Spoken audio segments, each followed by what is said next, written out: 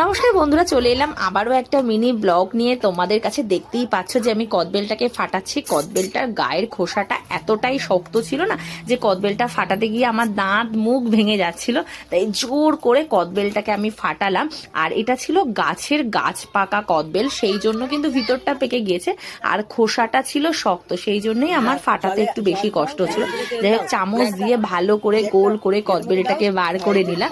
নিয়ে গাছে ছিল কাঁচা লঙ্কা আর পাকা লঙ্কা ছিল একটা, সেই আমি ভাবলাম যে যাক ভালোই হয়েছে পাকা লঙ্কাটা পেয়ে, তাই কাঁচা লঙ্কা আর পাকা লঙ্কা বেশ ভালো করে একটুখানি ডলে নিলাম। আর গাছ থেকে লেবু পাতা নিয়ে আসা হয়েছে, লেবু পাতা দিয়ে সর্ষের তেল, নুন, চিনি দিয়ে কদবেলটাকে মাখানো হয়েছে। আমার এখনই পরে ভয়েস দিতে গিয়ে না জিভে জল চলে এসছে। আর আমার ভাইপো বলছে তুমি এমন করে মাখছো, আমি ভাবছি যে তুমি ফুচকার আলু মাখছো।